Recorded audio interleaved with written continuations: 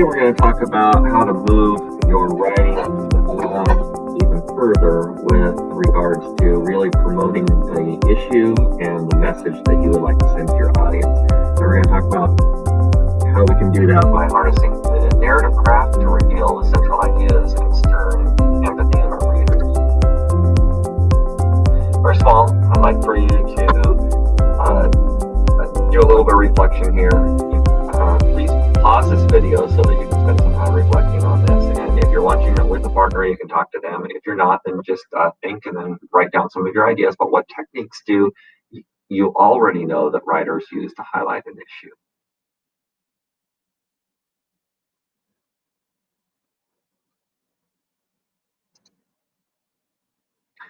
Okay, so what specifically are we going to learn today? I want to teach you that writers develop action, dialogue, and setting. They do this not just to enliven their news stories, but also to highlight what they want to convey about the issue or lesson they're advancing. They especially harness these techniques to reveal their central ideas and to inspire their readers to feel compassion. So that is the primary thing that we really want to do with the techniques I'm going to show you today. We want to make our readers feel something, and those feelings are going to inspire them to care about the issue and message that we are trying to send through our story.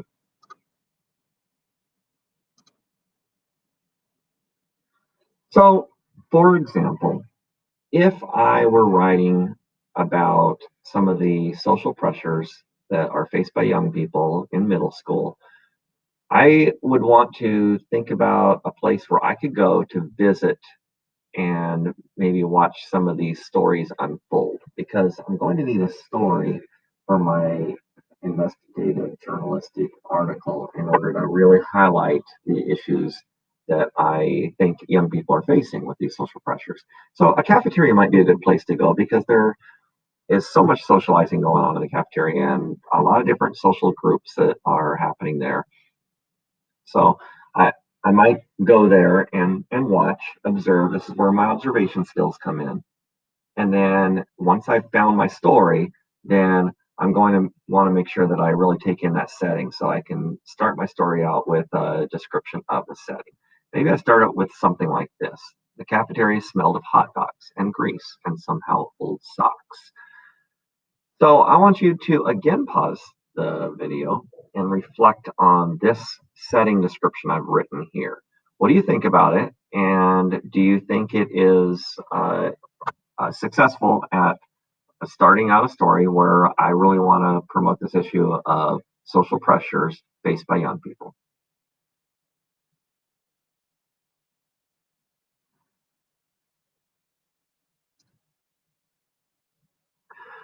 So while my previous description of this setting is good, it is pretty vivid and it does give us a picture of what's going on there. It just really does nothing to stir any empathy or make our audience feel anything that's going to be related to our message of social pressures. Or in this story, maybe I'm really going to focus specifically on loneliness that is faced by some young people. So I could try this again, and let's take a look at this setting description to see how it might do a better job of making our audience feel something. It was just another lunch period in a middle school cafeteria. Looking around, one saw table after table of busting conversation. Groups of kids reached across each other, squished in next to each other, except for the table where one boy sat alone. Now, can you see how this not only is another vivid description of the setting with some of these descriptive phrases that I've used, the busting conversation, but I've also kind of made a contrast here, drawn this sharp contrast between all of the active socializing that's going on throughout the whole cafeteria, and then uh, this one boy who's sitting alone.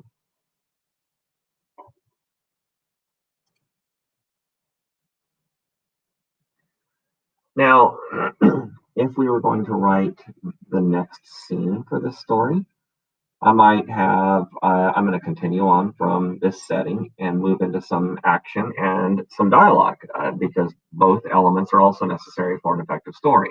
The boy was sitting there and he wasn't talking to anyone. Then a couple of eighth graders seemed to notice he was alone and they sat down and began to talk to him. Hey, did you see that soccer game? Now, once again, I'd like for you to pause the video and do some reflection here on what you think of this scene.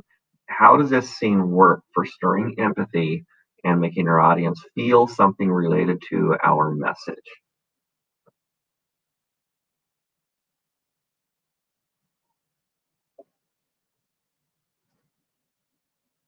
Now, I think the previous scene is pretty good at moving the story along, and we have some dialogue that is going to personalize the story a bit for our reader. However, I in the only problem is that we still have this boy who's sitting here, and we don't really know that he's lonely because we've never been given a picture of his emotions or what he's feeling. So before we have these eighth graders walking up and engaging him in conversation, I think we really need to have a better understanding of why they might be doing that. Did they notice something that indicated this boy needed to be engaged in conversation? So maybe we start with this scene before really moving into the previous one that was written. The sixth grader slumped in his chair. Conversations flew around him. He lumped lower and lower as if he wanted to disappear.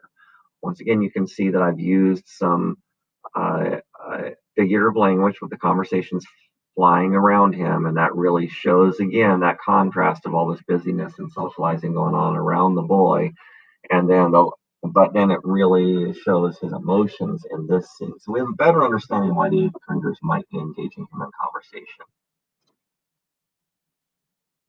Now it's your turn to try it out.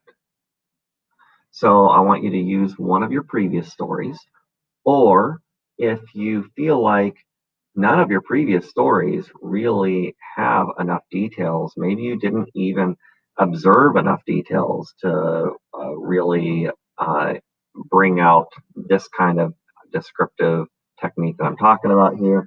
Maybe you need to do some more observation again and really find a scene that's going to capture the message or the issue that you want to highlight. Then you can do that. You can write a new story.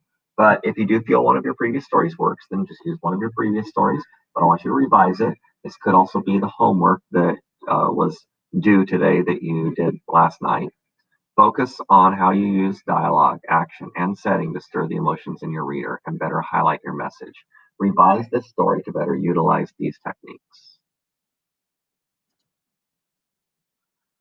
And then for homework tonight, you will decide on which story you want to commit to. So this is going to be the story that you will bring to publication for your second summative.